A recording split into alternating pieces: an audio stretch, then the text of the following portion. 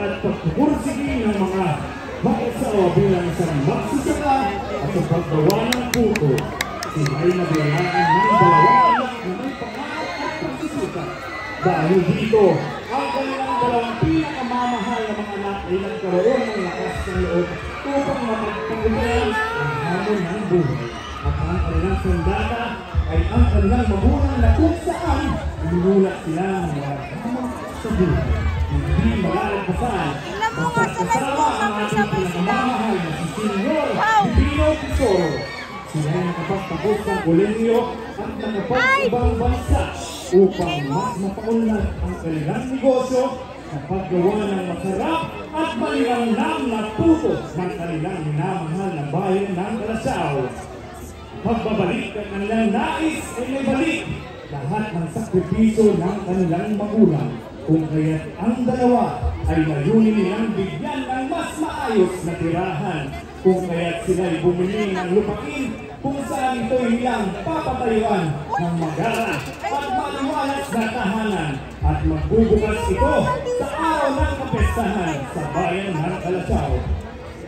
Tinatawag nilang Puto Festival, kaya minamahal namin Caraçaoeños, ating tuklasin at nangkunan ng inspirasyon ang kwentong Ma-Pa Kami Naman Ngayon.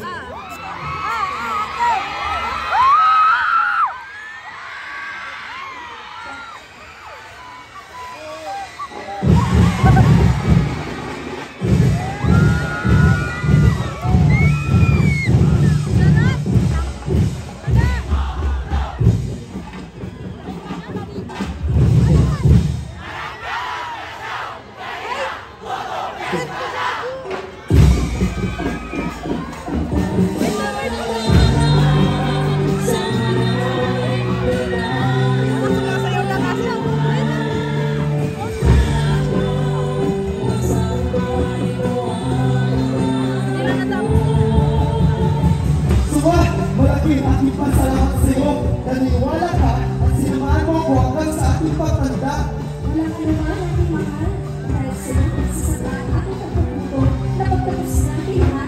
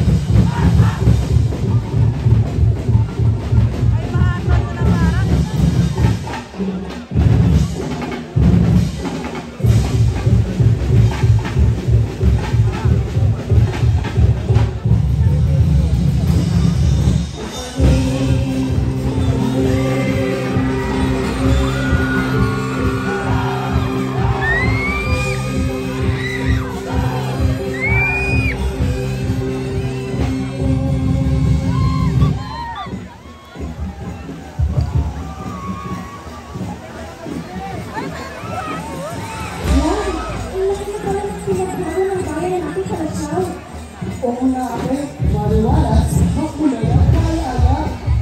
Ate, asan na kaya sila natin tatay? Sabi, dito daw tayo tutuloy. Ayun, sinirahan niya ng tatay. Nay, tay, paano po? Namisan kayo?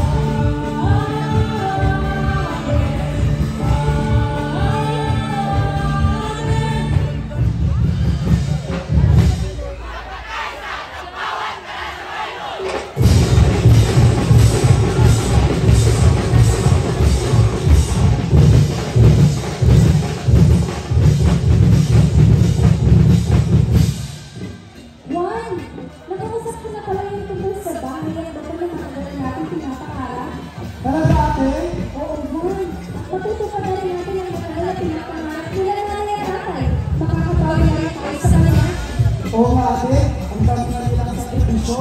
Oras naman na para bumawi kayo sa kanila.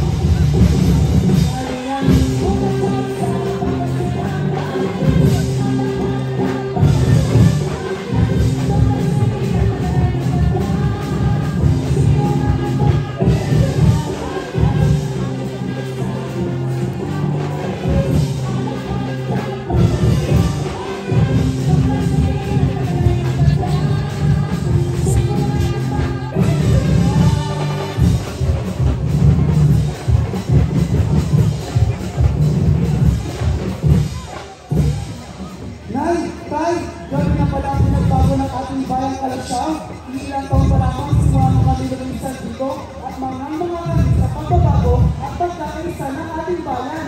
Nay, tay, tara na po at magmultili na lang kami para sa inyo at mamamasan na tayo sa sinasabi ng pagdiriwang sa bayan ng Calasiao.